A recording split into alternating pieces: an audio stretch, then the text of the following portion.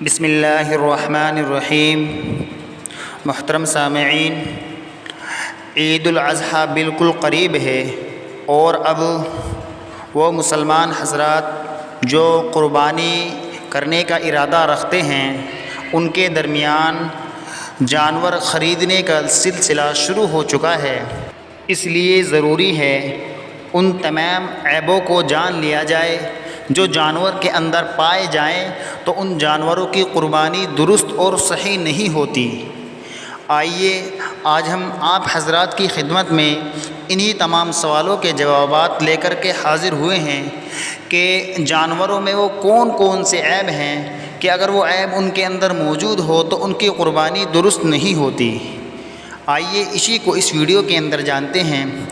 آج کی کلپ اور آج کی یہ ویڈیو تھوڑی لمبی ضرور ہو سکتی ہے، لیکن انشاءاللہ تعالی ہمارا دعویٰ ہے کہ آپ اس ویڈیو کو سننے کے بعد، اس کلپ کو سننے کے بعد انشاءاللہ جب آپ جانور خریدیں گے تو آپ ان مسئلوں کی روشنی میں مار نہیں کھائیں گے اور آپ انہی جانوروں کو خریدیں گے جن کی قربانی انشاءاللہ اللہ کے یہاں آپ کی مقبول ہوگی۔ ابو داؤد شریف کی روایت ہے کہ اگر یہ 4 عیب کسی جانور کے اندر پائے جائیں تو ان جانوروں کی قربانی درست نہیں ہوتی۔ نمبر 1، کانا جانور، یعنی جو جانور کانا ہو، یعنی اسے دکھائی نہ دیتا ہو یا اس کا کاناپن بالکل ظاہر ہو، یعنی بالکل بھی وہ نہ دیکھ کے چل سکتا ہو اور دیکھنے والا یہ محسوس کرے کہ اس کی آنکھوں میں فرق ہے، تو ایسی جانور کی قربانی بھی درست نہیں ہے۔ انشاءاللہ ہم ترتیب وار آپ کو سمجھائیں گے، لیکن پہلے یہ 4 اہم باتیں آپ کی خدمت میں پیش کر رہے ہیں۔ نمبر 2، ایسا بیمار جانور جس کی بیماری بالکل ظاہر ہو، دیکھنے والا دیکھ کر فوراً یہ کہے کہ یہ جانور بیمار ہے، ایسے جانور کی قربانی بھی درست نہیں ہے۔ نمبر 3، ایسا لنگڑا جانور جس کا لنگڑا پن بالکل ظاہر ہو۔ اور نمبر 4، ایسا کمزور اور دبلا پتلا جانور جس کی ہڈیوں کا گودا بھی بالکل ختم ہو چکا ہو، جس کی ہڈیاں بالکل واضح اور نمایاں ہو۔ آئیے اب ہر ایک کو تفصیل کے ساتھ جان لیتے ہیں۔ سب سے پہلے جانتے ہیں پاؤں کا عیب۔ اگر کسی جانور کا بالکل پاؤں ہی نہ ہو تو ایسے جانور کی قربانی درست نہیں، اور اسی طریقے سے اس کے پاؤں تو ہیں لیکن پاؤں میں کوئی ایسا زخم ہے کہ وہ اس پاؤں کو چلتے وقت زمین پر نہیں رکھتا تو ایسے جانور کی قربانی بھی درست نہیں، لیکن اگر وہ چلتے وقت اس پاؤں کا سہارا لیتا ہے تو پھر اس جانور کی قربانی جائز ہے۔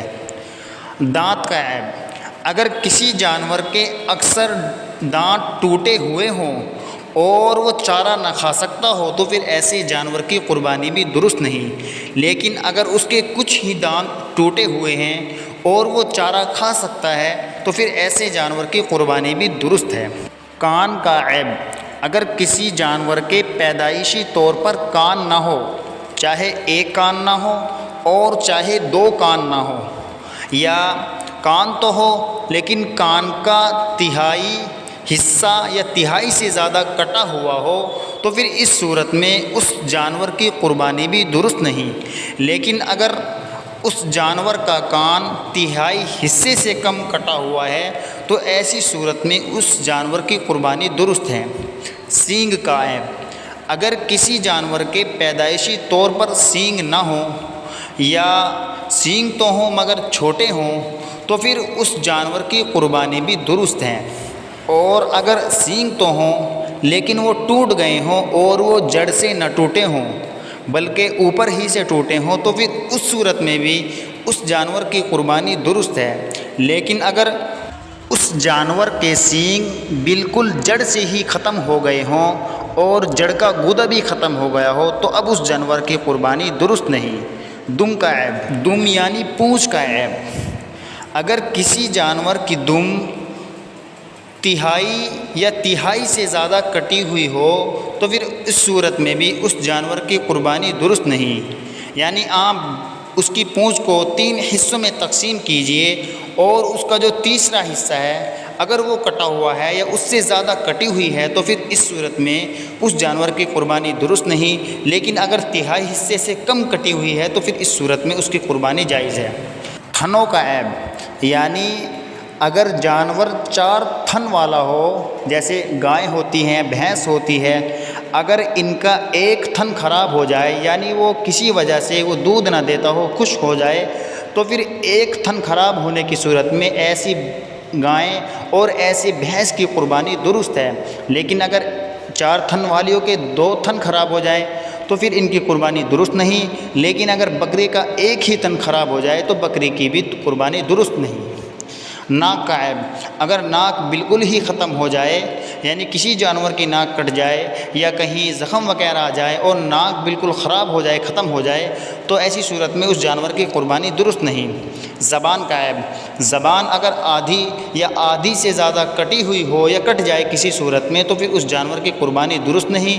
لیکن اگر آدھی سے کم کٹی ہوئی ہو تو پھر قربانی درست ہے۔ حاملہ یعنی پریگننٹ جانور کی قربانی، تو اس کی قربانی کر سکتے ہیں، کرنے میں کوئی حرج نہیں ہے، لیکن احتیاط اولیٰ ہے۔ اور اسی طریقے سے خصی جانور کی قربانی کرنا، دیکھیے خصی جانور کی قربانی کرنا درست ہے۔ یہ جانوروں کے لحاظ سے تو ایک عیب ہے، لیکن ہمیں یعنی انسانوں کے لیے گوشت کھانے کے اعتبار سے کوئی عیب نہیں ہے۔ علماء کرام فرماتے ہیں خصی ہونے کی صورت میں جانور کا گوشت اور لذیذ ہو جاتا ہے، اس لیے خصی جانور کی قربانی بھی درست ہے، بلکہ مستحب ہے۔ بس آج کے لیے اتنا ہی۔ امید ہے ان اہم باتوں سے آپ کی نالج میں اضافہ ضرور ہوا ہوگا۔ صدقہ جاریہ کی نیت سے اس کلپ کو آگے بھی شیئر کیجیے۔ ملتے ہیں انشاءاللہ ایک نئی معلومات کے ساتھ بہت جلد۔ السلام علیکم ورحمۃ اللہ وبرکاتہ۔